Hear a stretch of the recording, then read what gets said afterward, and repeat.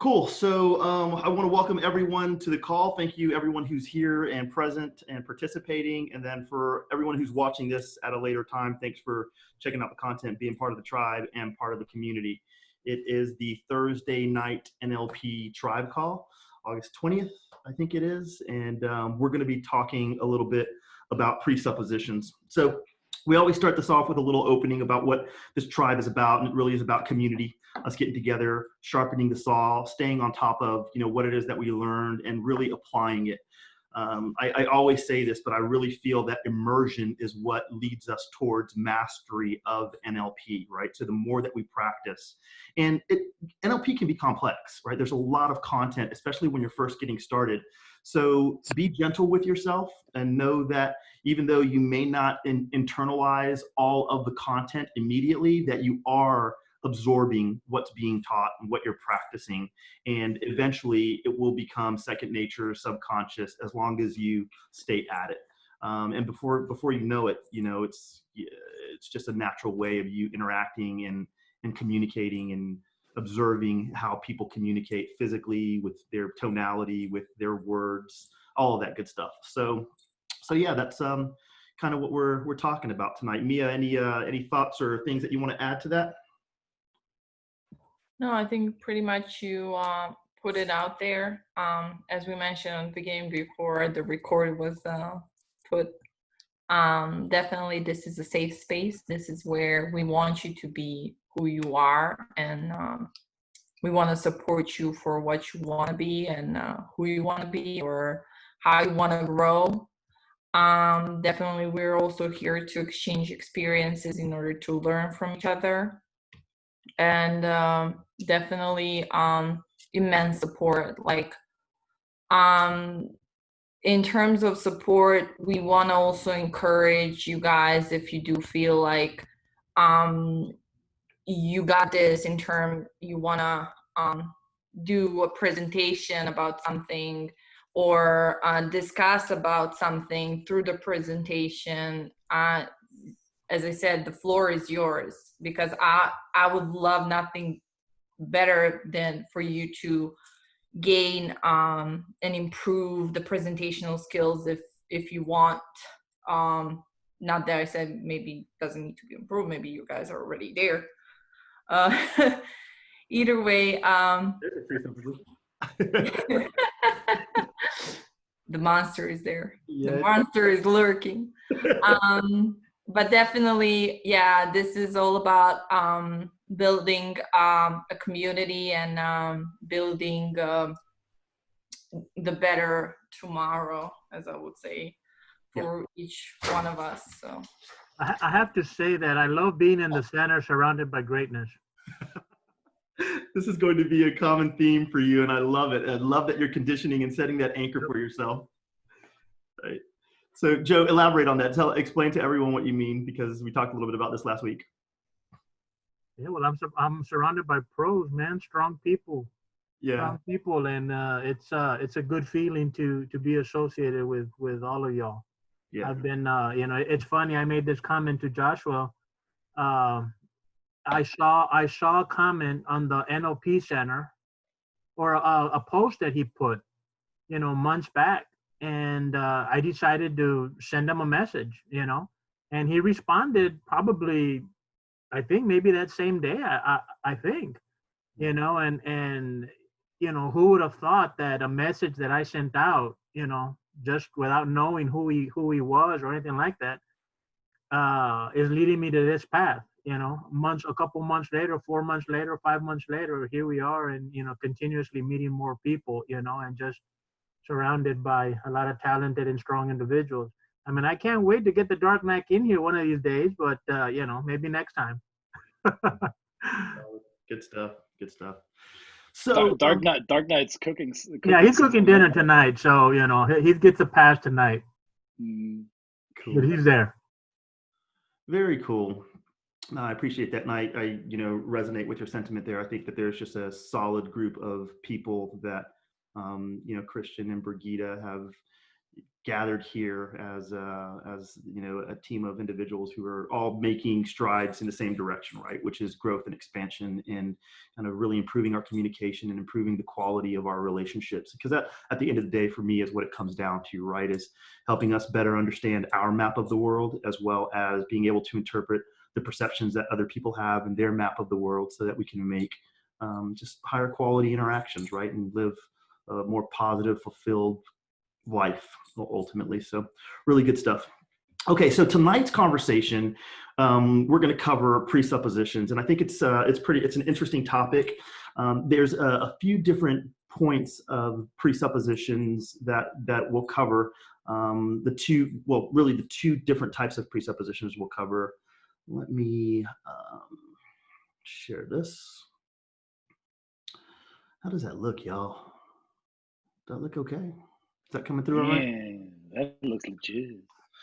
So we're going to talk a little bit about neuro-linguistic programming presuppositions, and they're powerful in two ways, right? There are really what we consider two types of presuppositions, but any time Christian or Mia or anyone else, if you want to jump in, as I mentioned before, don't hesitate to add value. That's, I think, what this community is about, is all of us putting in the value or our experience related to what we're covering. So please feel free to jump in. But there are really two types of presuppositions. The first is linguistic presuppositions, right?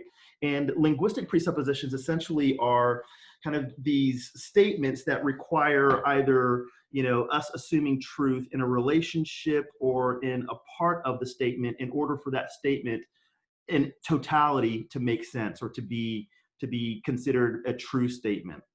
So as an example, and this is a funny example, you know, a presupposition would be if somebody came up to me and said, hey, have you stopped beating your wife yet, right?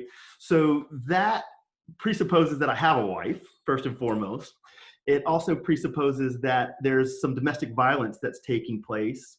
And it presupposes that the domestic violence is still in process, because he's asking if I've stopped beating my wife yet, right?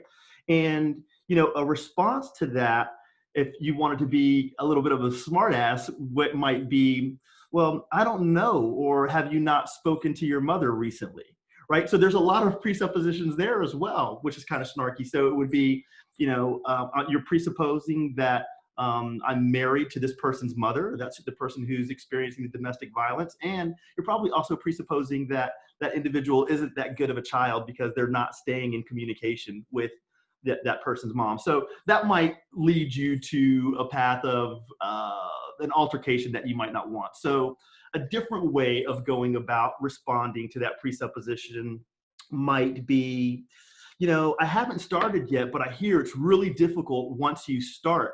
Have you considered talking to someone about that? And that presupposes a lot of other things too. So as you can see, the approach of linguistic presuppositions is really the utilization of how we're constructing our language, right, with the intention of something being true in order for that statement to make sense. So utilization, from a utilization standpoint, you'll learn as you kind of practice NLP and, you know, become more familiar with the meta model and become more familiar with the Milton model, right? You'll know that there's other applications that you can use presuppositions.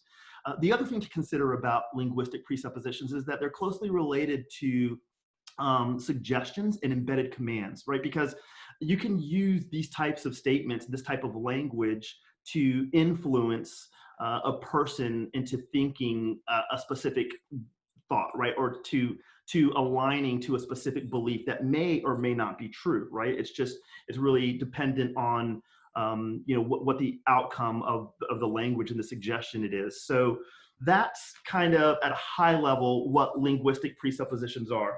I've got a few examples here that I wanted to go over that we might be able to work on as exercises right now to see if you guys can come up with what these presuppositions, or what part of it is a presupposition. So the first one is, do you want to tell me how you're feeling now, or tell me a little later, So what might be the presupposition there?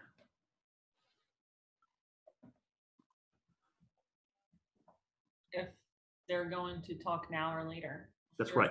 That there's something that they need to tell you, and that they're going to tell you at some point in time, right? It might be now or it might be later. You can see how that's a suggestive. It's kind of a suggestive presupposition and a suggestive language pattern, because you're already making the assumption that they're going to tell you. So these types of language patterns are used often in sales, right?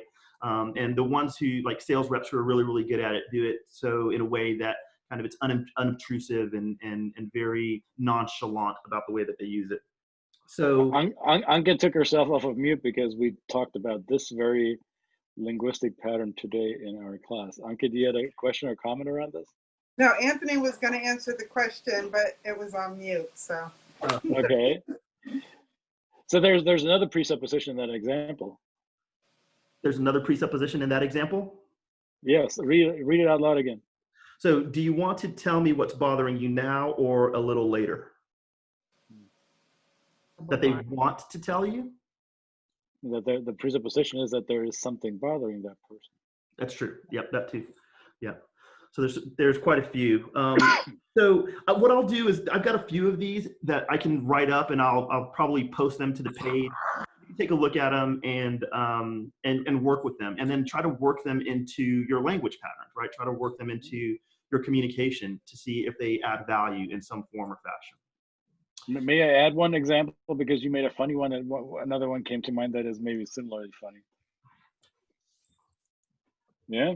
Do you give me permission to add one? I wonder who is that gonna impact? No. You said, have you? What was the first one? Have you stopped beating your wife yet? Yeah. Have you stopped beating your wife yet? Yeah. Yeah. Another one would be, I don't mind going back to jail. Yeah, good stuff. That's good stuff. And you know, these things are funny too, right? I mean, oftentimes these are language patterns that are used in comedy, right? To break up tension and to make people laugh, and also to do state breaks, right? You can absolutely use a presupposition, an outrageous presupposition, to break someone's state of mind very quickly. So yeah, I'll put together some of those and probably include them on the Tribe page so that you guys can take a look at them and again copy or work them into your own language patterns. What we're really going to be covering today are the epistemological presuppositions, and these are more along the lines of kind of principles and beliefs that are presupposed as true in order to support the system that they're associated with.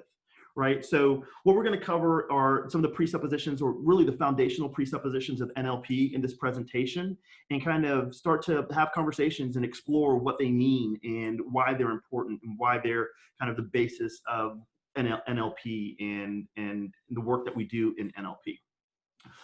Joshua, can I ask you to restate that definition of epistemological, because that went by really quick, and I think that's important that we recognize it. These are truths that are upheld to support an existing system, right? Or some. That's right. Yeah. So can you give an example? Yeah, can you give an example? Yeah, I'm actually going to. But so let's say, for instance, the map is not the territory is a presupposition of NLP related to how we perceive the world around us. You know, and we'll go over a couple in the presentation here in just a moment. But the actual definition of it is epistemological presuppositions are deep and unstated beliefs that form the foundation of a particular system of knowledge. So I'll say it one more time. So epistemological presuppositions are deep and often unstated beliefs that form the foundation of a particular system of knowledge. So basically stuff that is not questioned, that a group of people, a society, or whatever, however big the group is, that is unchallenged, that nobody touches, because it is the foundation of our worldview that we hold as true as a group, correct? That's right. That's exactly right. Yeah. So it's also probably important to talk a little bit about, and I don't want to veer off too much, but it's important to talk about deep structure and surface structure here in this moment, because when we're talking about epistemological presuppositions, they usually are associated with deep structure, right? They're these beliefs or principles that we're honoring as true in order to I guess, what's the word that I'm looking for? Influence the perspective that we have on the world, or influence the perspective that we have on operating within that system, if that makes sense. Cool. So, and I probably should have gone to this a little bit earlier, but this is just basically the essential presuppositions that we're going to talk about today, and it kind of gives you a highlight and overview of what we're talking about here. So, all the models and techniques in NLP are based on the combination of the four following principles. They basically form, like I mentioned, the basic framework for NLP, and it kind of covers wisdom, ethics, ecology, or it's basically presupposes that wisdom, ethics, and ecology are not derived from having one or right, correct map of the world, because we're not capable of making one particular map of the world.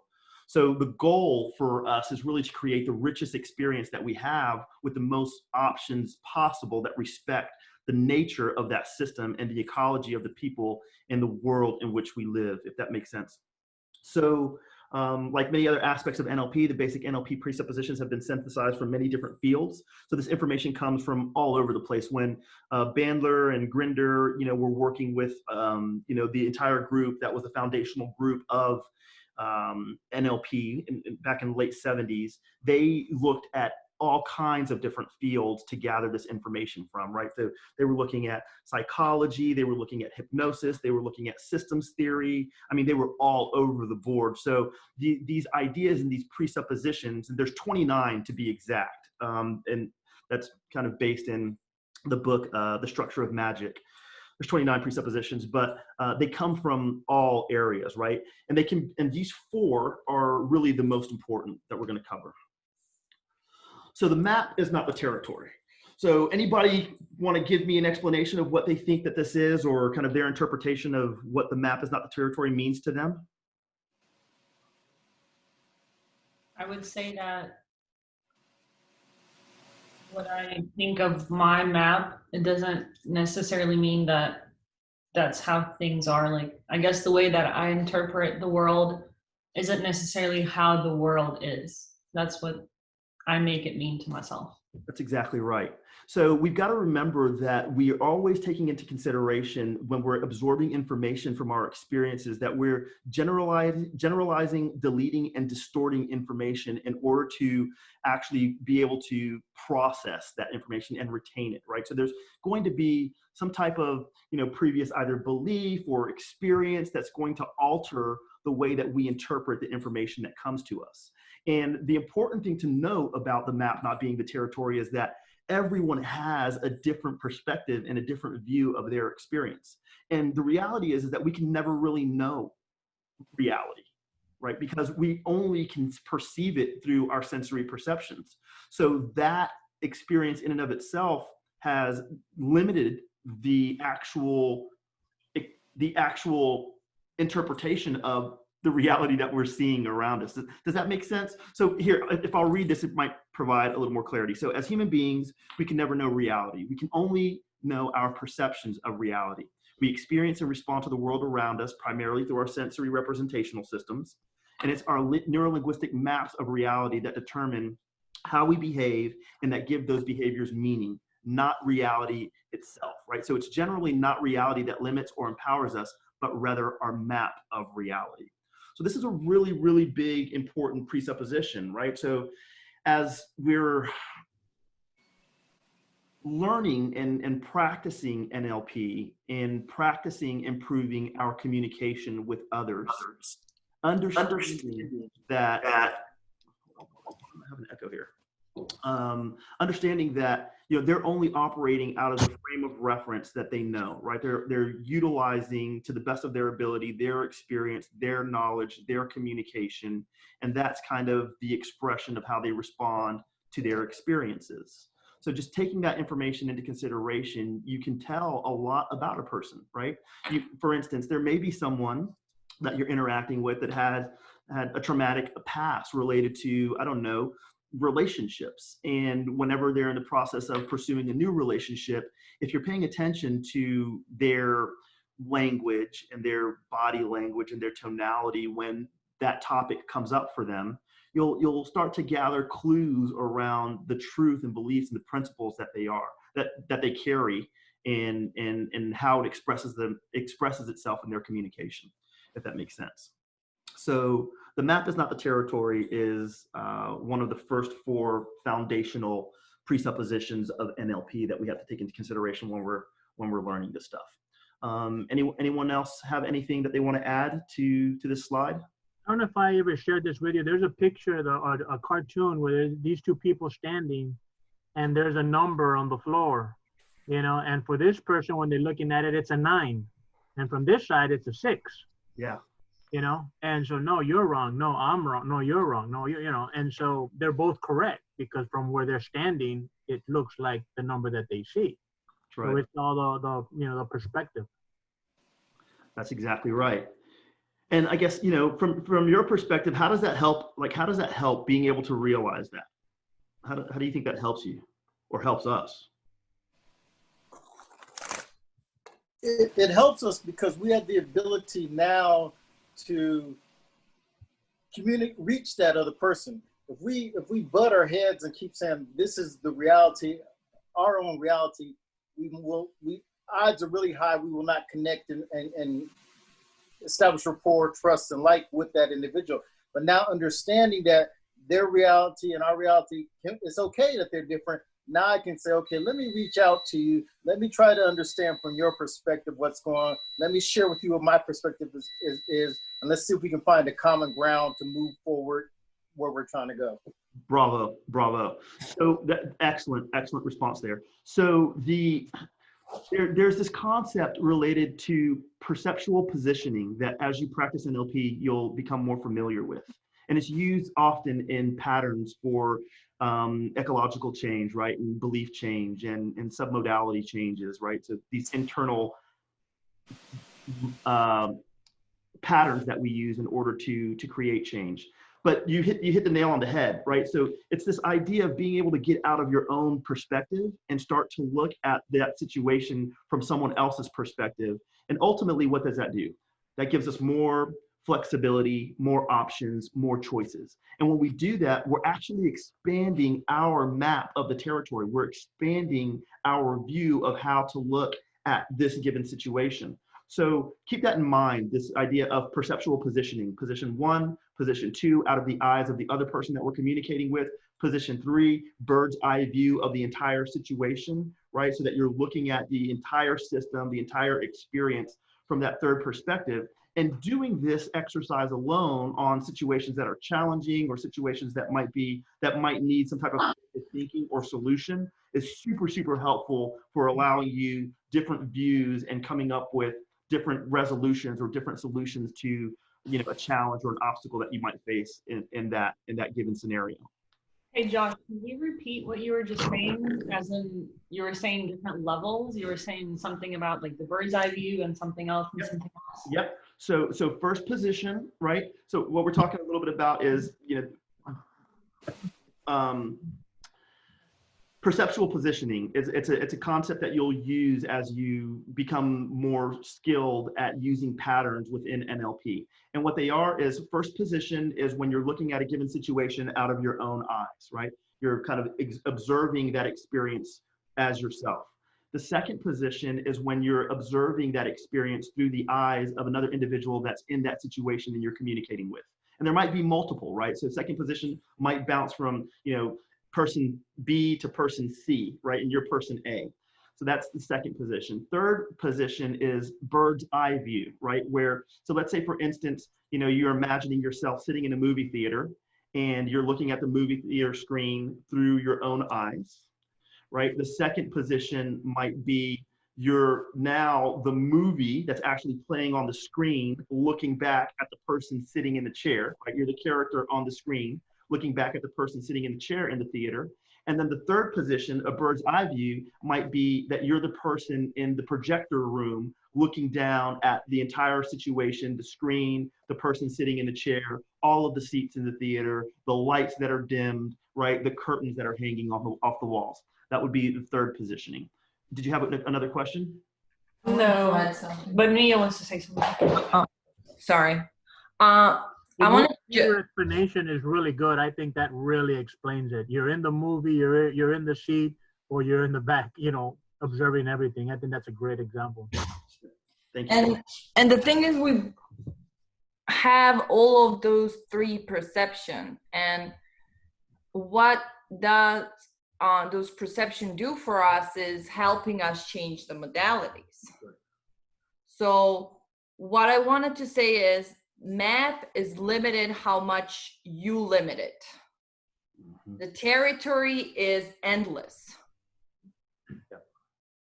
So with that, I want to give a real life example where we have back in Serbia, there was a girl, they used to go in NLP, the Finnish NLP practitioner, and she was a lawyer. And she finished the NLP practitioner. However, she had a client coming to her office, and as she was a lawyer, she had a certain stanza, like the way how she was sitting. She had her nice little notebook. She was dressed to impress in a way, very professional. And her client was a bump from the street. He was still a client. However, the way how he dressed was very casual, like very, I would say hood. And the way how he talked is like from the street. Yo, what's up, mama, blah, blah, blah. And he comes to her office, and they're trying to start a relationship in terms of business relationship. And she's trying to find out who is he, what is his background, and what is the case about, what is he trying to hire her.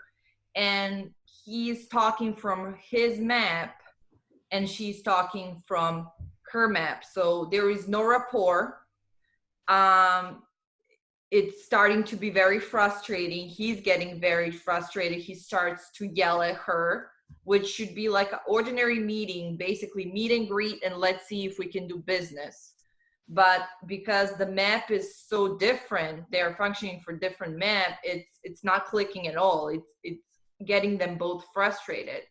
So the girl remembers, okay, map is not the territory, map, pace, lead. Okay, what she does, she throws her notebook down to break the rapport or whatever was going on. State the break, thank you. She puts her legs up on the table, leans down and said, okay, what's up, man? What do you need? The moment she did that, the deal was sealed. Wow. They were able to move on. But that's how strong it is to make sure that your map in a way doesn't have those kind of limitation. Again, going back, the person with most flexibility controls the room. So her expanding her map to reach to his territory sealed the deal. So that's awesome. That's really good. That's a great story and great analogy there. So yeah, so we can see how like the map is not the territory, and understanding that and then applying that really adds a lot of value to the way that we communicate with other people, to the way that we influence communication, right? The suggestive language that we use for ultimately what should be a win-win-win situation, right? In consideration to everything that we're talking about here, right? We always want to make sure that kind of we're honoring the oath and using our communication with the highest level of integrity possible, not only for ourselves, but also for, you know, the other people that we interact with, right? Because as you start to learn these processes and these thoughts, right, they start to become second nature, you'll start to realize that there's a significant amount of power that you'll wield in mastering NLP. So the second presupposition that we wanted to go over is that life and mind are systemic processes, right? So the processes that take place within a human being and between human beings and their environment are systemic, right? So our bodies, our societies, and our universe form an ecology, right? A complete system of complex systems and subsystems, all of which interact with and mutually influence each other, right? So it's not possible to completely isolate any part of that system from the rest of the system.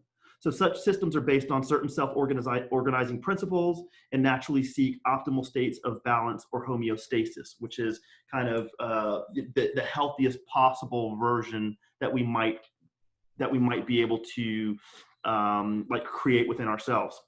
So this idea is really helping for us to be aligned in the idea of mind and life. As we're talking about these concepts, right, as we're progressing through learning NLP, improving our communication, and improving our relationships, if we understand that the mind and the way that we interpret this information really does influence our perception, our perspective, our emotions, the way that we present ourselves, the way that we behave in life, we start to bring together this idea that really the way that I think colors the experience that I have. You know, a person might be going through a traumatic experience, right? There might be two people going through a similar experience. It's highly traumatic, but one person has more tools, more options, more flexibility, more resources in order to deal with that situation, and has kind of a better experience overall of overcoming that challenge, where the other person who doesn't have that flexibility, doesn't have those resources, doesn't have that perspective, might have to deal with that challenge over a longer period of time, or may never solve it, or might not, you know, it might be kind of a life lesson that continues to go on and on and on for that person because they don't have that expansive view. And really this relates back to the idea that your mind has a significant amount of influence and control over the entire experience that you have. And that all of these systems, right, all of these sensory perceptions, all of these, you know, recollected thoughts, these language patterns are intertwined and interconnected with one another. I think that this is an important presupposition because it starts to give us a broader view of how to layer the things that we're learning in NLP. So right now, for those of you who are just getting started and just learning, it's one bite at a time. You can't eat the whole elephant at once. But over time, as you practice this, you'll start to really capitalize on this idea of layering these techniques. The greatest minds in, you know, the 20th century, especially the ones that, you know, were influencers in the creation of NLP, Brigitta Hoeferle, Milton Erickson, right, Fritz Perls, they all use these ideas of kind of layering and understanding the relationships between all of these kind of different parts of the system in which we're living. So anybody have any questions or thoughts or anything that you want to add to this slide or this thought? Good. All right, cool. So yeah, I mean, we accept this as a presupposition. This is, you know, as we talk about it, it makes a lot of sense. It forms a lot of truth, and it becomes part of the principles of how we take on, you know, our communication, how we present ourselves in the world. And the more truth that this holds, the wider, you know, your options are going to be, the more flexibility you're going to have, because you'll know that, hey, the way that, you know, my wife is carrying herself right now is certainly related to what she's thinking and a challenge that she's dealing with. And it might be reflected in her tonality when she tells me that she's upset with me because I didn't wash the dishes. And all of those things are interconnected and intertwined. And the more observant you are of each one of those things, the better prepared you'll be to respond in order to make the best of that situation, is essentially what this is all pointing to. All right. So all behavior is positively intended, right? And that is, it is or was perceived as appropriate given in the context in which it was established. From the point of view of the person whose behavior it is, people make the best choices available to them given the possibilities and capabilities that they perceive to be accessible within their model of the world. Any behavior, no matter how evil, crazy, or bizarre it seems, is the best choice available to that person at that point in time. I'm going to tell a personal story here. And I didn't even know that this was coming, but a personal story is coming. So I was born into a single parent household. I grew up with my mom until the age of 8. She found herself in in an abusive relationship with a man who was he was sick, and he was not a good guy. And over time, after a few years of being in this relationship, she had to figure out a way to get out of it. And she had 2 children with this man, and then she had me and my older sister were from a different relationship. And the only thing that she knew how to do, right, and it was in order to get away from this guy, was to kind of leave us with family members, right, and take off and move far away with him. And her plan was at some point in time in the future, she would run away with my 2 younger siblings. And at the time, I'm 8 years old, so I go to live with my aunt, and my aunt ends up adopting me. And I end up, being raised by my aunt until I came of age, which was okay. I mean, it was great. I was surrounded by family, and there was, lots of love. It wasn't like I was in a bad situation. Unfortunately, my older sister didn't fare as well. Right, she ran into other issues and problems, and ended up, in custody of the state and all kinds of other stuff. For the longest time, I held this deep resentment towards my mother about this idea of abandonment, because I didn't really have I knew what I was feeling, but I didn't really have a wide enough perspective to really understand the depth of what she was dealing with and what she was actually trying to accomplish, which was to keep us as safe as possible. And it wasn't until later on that I came to that realization that, she was doing the best that she possibly could at that time with what she had and what she knew. And her natural instinct, was to protect us as much as she possibly could. And the way that she did that was by removing us from the situation. Even though, it hurt not to be with my mom anymore, right? And it hurt deeply to, have to grow up with, other family members. Over time, as I came to the conclusion that, she was doing the best that she knew how. So this is a really, really powerful presupposition of ours, because if we start to engage in our communication from this perspective, right, we can really empathize with the person at the other end of the conversation, at the other end of the experience, and rationalize more about what it is that they're experiencing and why it is that they have that particular view. There's something inside of them that is driving their action, their communication, their behavior for a positive intent for their experience. It might not necessarily relate to ours, but another analogy that I like to use here is that, man, what seems like fear, what is actually terrifying fear and death for the gazelle, is actually nourishment and life for the lion, right? That experience of, a lion hunting a gazelle and killing a gazelle in order to survive. There's 2 completely different, frames of reference as far as what's happening there. And both of them hold truths, right? It's absolutely terrifying for the gazelle, and it is absolutely life nurturing for the lion. And what this all behavior is, positively intended points to is that idea that we're all operating from, our own frame of reference and in actuality for the benefit of, our experience as we see it. So I'll stop there and ask if anyone has any, anything to add, any value that I have a question. Yeah, go ahead. So your mom's dude, let's just say, wasn't a very good dude, right? So how is what he was doing and positively intended behavior? Positively intended behavior, right? So some of these like people that really do bad things and hurt people in a really bad way, like how are they intended? Like how I don't see that side. Yeah, so it's certainly something that can be argued. I will definitely say that. But let's take for instance, I don't know. Let's take for instance. Wait a minute, but you asked how is it positively intended, right? Right. Yeah. That's not the case, is it? Yeah, I mean, it absolutely is. If you're doing something, even if somebody's doing something negative, even if somebody's doing something bad, they're doing it for a particular reason. Let's say, for instance, a guy goes and he robs somebody and ends up shooting and killing some person, right?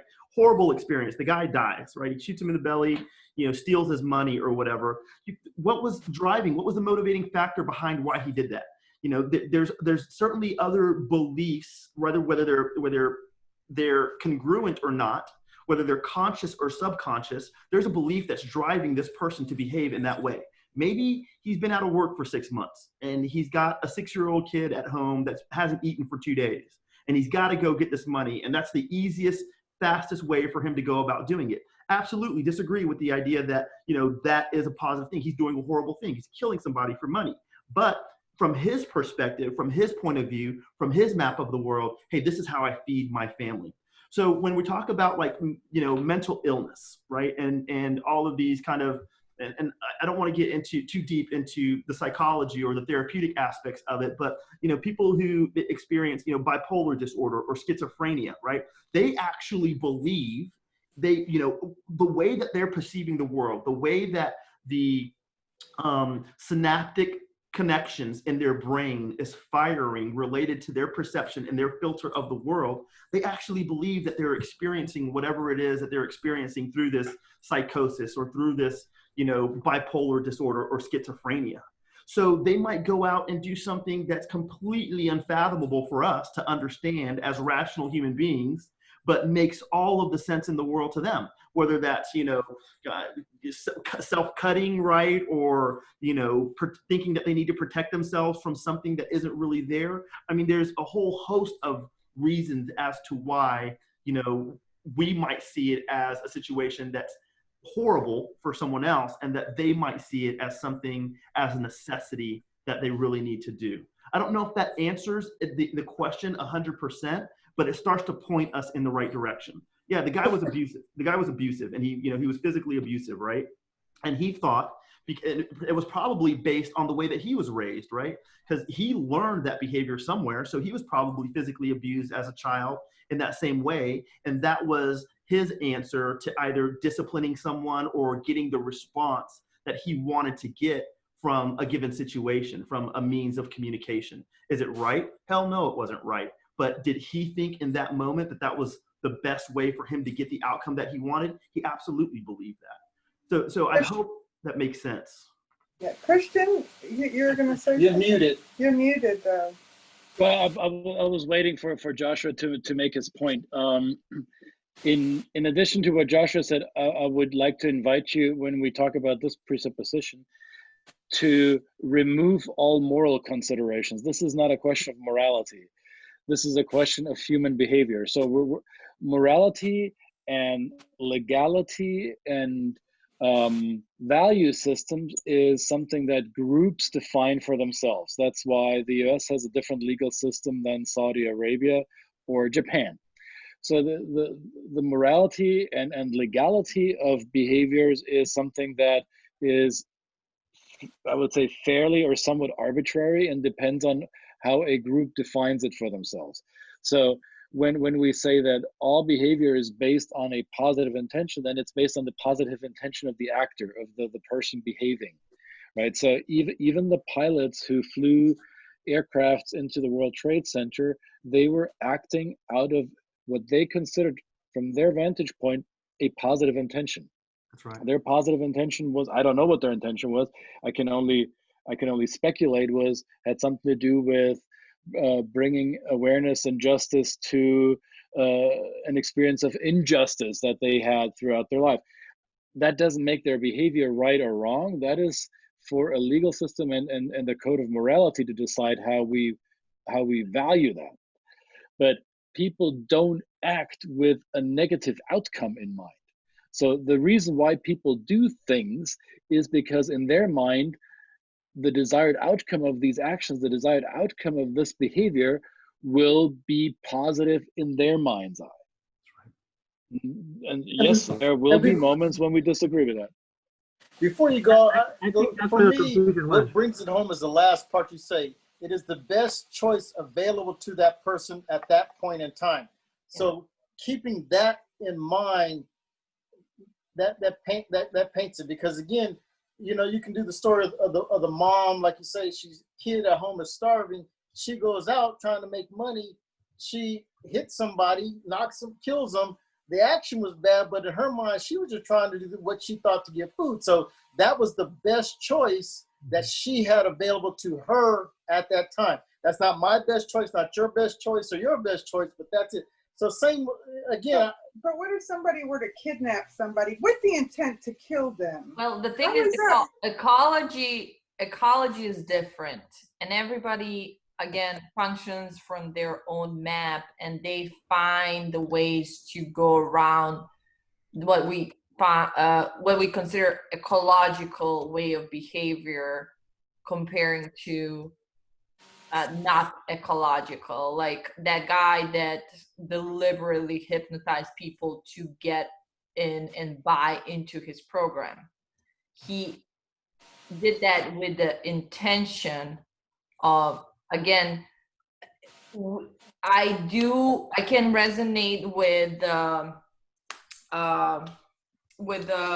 kind of not agreeing that everybody's doing everything with the right intention. However, as Christians said, we have to take out the morality out of this, because again, we are now functioning, we're judging that people based on from our map, not from theirs. So in a way, we can decide, choices are ours, whether we want to basically lift and understand their map, or no, I don't want to understand, I just think this is simply wrong, and that's a choice. Again, that's a right choice also, and move on in life. Yeah. Well, we're not the police, we're not law enforcement, and the judicial system. We are with NLP, we are unpacking the human mind. We're getting glimpses into other people's maps of their territory, and the judgment may or may not happen along that process. However, that has nothing to do with NLP any longer. Then that is a question of morality and legality. Yeah. Right. And I get your point, Anke. Those two approaches can be consecutive, or they may actually happen at the same time in our brains. However, when we're looking through the NLP lens or through the analysis lens, then the morality questions, the legality questions, they're only an afterthought if we even take them into consideration. It's just the positive, that positively intended is what threw me off. Yeah. So, yeah, if it's just all behavior is intended, okay, I get it. But the positively, like, how can somebody think that? Can I the first time I heard this, I literally stepped out of the room and said, "This is bullshit." Yeah. I literally said, "This is bullshit," because immediately my mind went into a person that I don't like, that did wrong to me, with the intention to do wrong to me. And I was like, no, I cannot justify this person. There is no justification. However, then moving on through my NLP education, actually, it's up to me. It's my choice whether I want to forgive that person or not. However, the only thing that I can apply that rule is on myself. When I do something and I want to judge myself, well, I did that at the best positive intention I had to have the best possible result at that given time. Yeah. Gotcha. Okay. Right. You can in definition that the word positive is nowhere in there, right? So I think that's why it kind of threw us off too, because if you look at it as people make the best choices, like Anthony looked at it, the best choice available to them at that time, it's completely different than thinking, oh, that was the most positive thing that he could do at the time. Well, it does say all behavior is positively intended, so that's where that is the presupposition. At the very top, okay, at the very top. And I'm looking at the definition, over here where it says people make the best choices available. Yeah. Right, that I understand, that I totally understand. It's just, I don't know. Yeah, the positively intended. I'll let it sink in a little bit. Yeah, you'll just have to let it sink in, right? Because it'll with time, I think, as you walk the path of NLP, it'll make more sense. And then again, this is another tool of understanding. This is another opportunity to expand your map and expand your flexibility in relation to how you perceive what other people are doing and whether or not you're taking that personally, right? It separates you in some way from the emotional association and that kinesthetic association of negative behaviors or things that we perceive as negative behaviors coming from other people or other situations. So that's kind of where it points to. The last thing I'll say about this slide is that the other thing that might help with expanding a little bit is realizing the nature of how we kind of absorb and create our own principles and beliefs. It's systemic. It's related to the societies that we were raised in and the principles related to that society. It's related to the relationships that we've had with our parents and the principles and beliefs that they instilled in us. It's related to the information that we read. And if you look from one society to the next, they all have these different principles and ideals and beliefs as far as what behavior is appropriate and what behavior is inappropriate. So that changes based on kind of how you were raised, the environment that you were raised in, the beliefs of the society, and all of those things. So I wanted to add that because I think that starts to expand the view of kind of understanding that, again, people are operating out of their own frame of reference and doing the best that they possibly can with what they have and what they know. Yes, I agree. It can be challenging to absorb this and acknowledge it as a presupposition and truth, but with time, I've come to align with it, and I believe it. So the final presupposition is the law of requisite variety. And just I'm going to throw it out there and see. I can talk to it, and I will talk to it, but I wanted to get some feedback from you guys to see how you define the law of requisite variety for those of you who are familiar with it.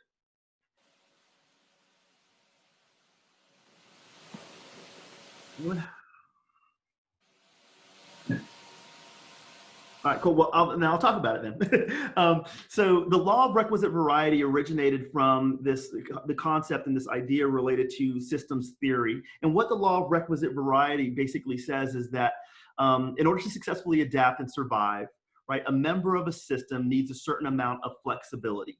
And that flexibility has to be proportional, right, to the amount of variety within the rest of the system. So Brigitta and Christian always talk about it, that the person with the most flexibility usually wins, right? The person who has the most kind of valuable questions usually controls the conversation, right? And the law of requisite variety just basically states that the more flexibility that you have, the more options that you have as you operate within a particular system, the more likely you are to succeed within that system. And furthermore, with time, actually control that system, right? So this is a really important presupposition. It's basically the rest of this. One of the implications of the law is that if you want to get to a particular goal state, right, you have to increase the number of operations which could possibly get you there in proportion with the degree of variability within that system, right? So it's important, so that basically relates to this idea of insanity. If you're not getting the outcome that you want and you continue to perform the same action, you can't expect anything to change. So in order to kind of experiment in that system and get to the outcome that you want, you have to change your behavior in some way. You have to, adopt additional resources, maybe, get the assistance of other people to help you in getting to that end state, right? That goal state that you want. And so that's really what the law of requisite variety is talking about. It's about understanding that within a given system, you have more options and more flexibility that you're normally aware of if you're able to expand your perspective, if you're able to see that situation from first person, second person, third person perspective, right?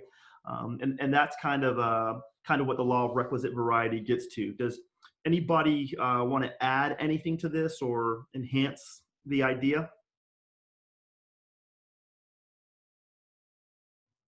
Well, I don't know if I want to enhance the idea, but here it goes. Try this on for size, Christian. I had this belief system growing up, and I've had it for a long time, because growing up, when I used to play basketball, and here I go with my sports analogies, I used to play basketball, and because of my height, I could play center. But because I was able to dribble well, I could also play a point if needed, or two. I could play all 5 positions. So I was very versatile. So at a young age, I got accustomed to thinking, you know what, the jack of all trades is the way to go, because you'll be versatile and you can play anywhere. You can go wherever they need you, and they can just insert you, and you're always valuable that way. Until a couple of years ago that I came here to Atlanta, when I realized that if you have a specialty like installing frameless shower doors, where they're going to end up paying you, you know, $2,000 to install every shower, all of a sudden the specialization is the way to go. And so my belief system shifted in that, yeah, it's good to, I guess you can start out flexible, being a jack of all trades, but once you get specialized, you can increase, you know, your value. Now, I don't see how that would apply to this particular law, but I wanted to share that with you in the sense that I had that belief system for so long, for 20 years, 30 years of jack of all trades is definitely the way to go, until I got here. And then I realized in the last 14 years that in order to get to the next level, you got to specialize. Yep. No, you had flexibility. You realized that, hey, you were in a different environment, and there was a different opportunity in front of you, and maintaining the behavior that you had, or the thoughts and beliefs that you had originally, weren't necessarily the most lucrative and the best for your business, right? So you knew that, hey, there's a better way to make more money if I specialize and do something specific related to this environment that I find myself in. That's a perfect example of the law of requisite variety and the flexibility that you had. I think, you know, the last couple of sentences are really important. So it says, as the system becomes more complex, more flexibility is required, right? Another implication of the law of requisite variety is that the part of the system with the most flexibility would be the catalytic element within that system, like the queen in a game of chess. She's the most powerful thing in that system, right? She has the most influence of being able to change the nature of the game, because she can move in all of the directions, as you know, as far as she wants to go. So I think this is a really powerful principle. And as you start to presupposition, and as you start to understand it, and you start to kind of integrate it into the perceptions that you have on the experiences that you have, you start to become, I don't know, it feels like it increases my IQ, right? It increases my understanding of what's happening, right, within those relationships, within that system, within that work environment, right, within that project.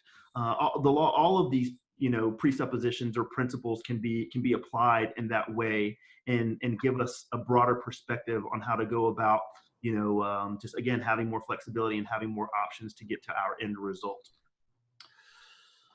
Cool. So what I usually do here is I like to have an inspirational video, and I usually with that inspirational video. So let's cut to, let's see, can you guys hear this okay? Is this coming through? So imagine you're sitting down, having something to eat, thinking, relaxing, reading, whatever you're doing. Someone walks up to the table across from you. Can you raise the volume? Sits down, kind of leans back, puts one leg over the other. Casually tells you. Is the volume not coming through okay? I can hear it, but I was just wondering, can you raise it or no? I'm not sure. It might be all the way up. Well, that's fine. It might be all the way up. So imagine you're sitting down, having something to eat, thinking, relaxing, reading, whatever you're doing. Someone walks up to the table across from you, pulls out the chair, sits down, kind of leans back, puts one leg over the other. Casually tells you, you probably don't have what it takes to do anything significant in your life. What would you say? It'd be outrageous, right? That's a ridiculous scenario. Well, let's say that the next day you get up, you go to walk, run, work out, and he shows up again. Starts running next to you, casually reminding you that the odds of you changing, doing anything for the better, are slim to none. That this is kind of a waste of time for you. You brush it off, you go to work, and guess who? Right? He passes by your desk, leaves a little note saying, that your bosses, your higher-ups, they're cut from a different cloth. They just see things in a way you can't. You'd probably tell that person to take a long walk off a short pier, right? Or at the very least, you'd understand how absolutely insane the situation is. People can't just walk up and talk to you like that. But now imagine that same person is you, living rent-free in your head. And here's the catch. You invited him in. You allowed the negativity and the doubt to live there.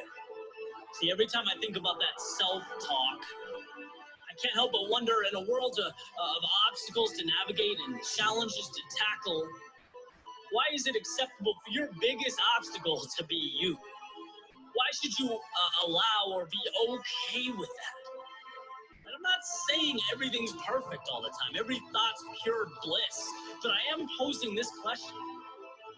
If you don't believe in yourself, how do you expect anyone else to?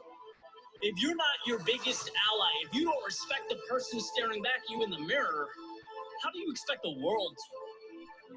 Why is our inclination to tense up and refute the negativity from others, but sit back and accept the same nonsense in our own heads? If those words don't support what you're trying to build, I don't care who they're from, where they come from, why they're there, they don't deserve your time. And it's a simple awareness that they are not truth, but merely your fears and your insecurities trying to stop you from becoming who you might be. My biggest leaps in life, they didn't come from physical milestones or benchmarks. They came from mental shifts, convincing myself, believing myself, trusting in myself. When the road is untraveled, when the story is untold, the positive and the negative are both make-believe. They are both fairy tales. They're options, they're theories, and guess what? You get to choose which option, which one will be yours. My favorite quote is, "You are always stronger than you think you are." Not so much because it reiterates how high the bar is, but because it reminds me how low we often set it for ourselves when we're not paying attention, how loud that negative voice can be. You know, when I was unemployed, I was writing, I was running out of money, my life changed because I stopped seeing myself as some lost, jobless mess, and I started seeing myself as one of the greats with a hell of a road to travel. See, people always follow through on who they believe themselves to be. I refused to hear that you might fail and the not good enough, and I buckled up for the road ahead. And when you believe you can change and know that the road to your goals will be rocky, it will be uncomfortable, but worth it, you are taking that hostile voice and making him or her a spectator, not a decider of fate. And yeah, you will lose, you can't win all the time, and you will feel stuck, but life's not always smooth sailing, and sure, you'll be mad at yourself, but not every decision is a home run. But these situations are the byproduct of a journey, and here is my point. Self-belief is being able to differentiate your situation and pointless negative talk about the situation. It's about remembering that you are the gatekeeper of your own mind.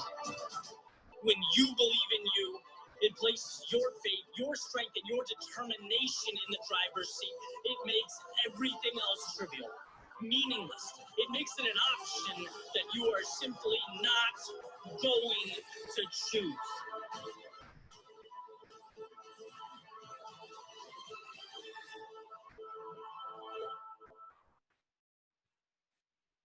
Yeah, buddy. Yeah, buddy. I'm looking for Apollo right now, man. Man, I'm hype. I'm Rocky. hype. You feel like Rocky. Yeah, man. That's what's up. So that really concludes kind of what I had on the agenda to talk about on tonight's call. If anybody has kind of anything they want to contribute before we stop the recording that they want to share with the rest of the tribe, now's your time. No, everybody good? Yes, I want to add that thank you, Joshua and Mia, and welcome Anke and Anthony. I think it was great for you to get a taste of this because Anke and Anthony are currently in our practitioner course, and I think this is your first tribe call that you participated, correct? And this is the type of energy we create throughout the year, right? This is, yes, you go through a program and you get a glimpse into this new information, and now you get to what did Joshua call it? We sharpen our steel sharpens steel, right? And this is not just a one-off. We like to stay fresh with each other, and this is a community aspect of this, and I'm really grateful for Joshua and Mia, who have taken this on and are breathing life into this at a level that Brigitta and I by ourselves couldn't do it. So this is how this becomes a self-perpetuating system, and that is awesome. I'm very grateful to you, and very grateful to Brigitta and to the entire tribe. Right, it's a blessing to be able to really share this. I think that, you know, and I've told the story a couple of times, but, you know, when I first started working with Brigitta and then eventually, you know, came to the practitioner certification, you know, one of the thoughts that we talked about was, hey, how do we really establish a really strong community in NLP here in Atlanta, right? Because if we can really build a strong community in Atlanta, if we can take over Atlanta, we can take over the world. And my vision for this tribe is to have the most master practitioners, right? And the best NLP practitioners in the entire world. That's what I want this tribe to be about. And everyone. Well, we're conquering the world already. See, yeah. There's the West Coast in the room. There you go. We are. So it's like I'm very honored and I'm very humbled to be a part of this group and to share in the experiences and the growth and the expansion that comes from learning NLP and practicing NLP, and the joy and the beauty that comes from kind of, you know, the expansion in your relationships. It's been life altering for me. It's been absolutely life altering, from, you know, being in a severely depressed state to helping people overcome, you know, traumas and challenges and fears and pain, and giving them options and expanding their perspective so that, you know, they can live a higher quality life, a better life. So I'm very, very grateful to be a part of this tribe and to be able to do this and to have all of you beside me. It's awesome. And I want to say that, you know, Anke and Anthony are doing really well on the course. I'm really impressed with both of y'all. Y'all are doing really well. I'm glad that I get on these calls and I got a chance to meet you guys, because y'all are doing great. Thank you. You know, you guys have right now, and pretty much from day one, our relationship has changed for the good. Our lenses, as we're seeing the world, has changed for the good. And I was going to say this tomorrow, but again, basically, Joe, you, Maya, and Cindy, getting on the call has been incredible too. You guys have, again, taken your time to get on. You've added a lot of value and helped us understand some things and get a better grasp and feel for things that we couldn't have because of your experiences and your lenses of the world. So, and now we're introduced to Joshua, who I've heard your name quite a bit, and you and Joe get a lot of lunches in. I don't know if you guys are doing any work, but you get a lot of lunches in. and I just have to say that we have the best teachers, so that's why we're picking this up so quickly. Awesome. You do have some really good teachers. You know, and I want to say something really quick. You know, Anthony, you said about your relationship changing, and I meant to tell you, Joshua, earlier during lunch, but one of the big pluses is, you know, I see a different smile in Ronnie. Oh, that's beautiful, man. You know, a different smile, you know, and it's a more genuine, and it's taken I mean, we're at 20 years. You know, at 20 years. And so now it's like, wow, you know, you see a different smile, and and I really meant to share that earlier, but when I thought about it, you know, we're talking about something else. And then I never, until right now, when Anthony said, you know, they see things differently. And I said, oh, perfect time to share this, you know, and that's been, and like I said, for us, it's been a journey, you know, and there's times there's been a huge struggle, and to the last, you know, 2 months, 3 months, to see a different smile. It is so rewarding. Dude, man, you're making me cry a little bit right now. That's awesome, man. I'm so proud of you, dude, and the work that you've put in and things that, you know, we've worked on over the last few months has been really. And because he knows a lot of the backstories. Yeah, that makes me feel so good, man. It makes my heart so big right now, and I'm so grateful. I'm so grateful for that. You get a damn cheer out of me too, bro. Stop it, man. Stop it. I think we need to move ourselves. So in closing, I want to offer up this. So me and I usually say this, but this is a forum for all of us to grow, right? And as you become more comfortable and you feel that maybe there's a contribution that you can make to this tribe, perhaps it's doing a presentation like this, perhaps it's speaking, putting together a video for, you know, the NLP Center of Atlanta to help your friends to, you know, kind of enlighten them to the value that you've captured out of this. By all means, jump in, reach out to Mia, reach out to myself, reach out to Christian, Brigitta. If you want to run, you know, a presentation one day, if you want to teach, because I really do, I honestly believe that, you know, this idea of learn, do, teach is what sincerely integrates these methodologies, these technologies, these skills into our being and makes us very proficient. It makes it subconscious. It makes us masters of neurolinguistic programming. So take advantage of that. That's what this platform and this group is all about. So with that, I want to kind of thank you all. And if anyone who's watching this recording at a later time, you have any comments, have any questions, just add them to the comment section in the video below, and we'll be sure to get back to you. All right. So the recording is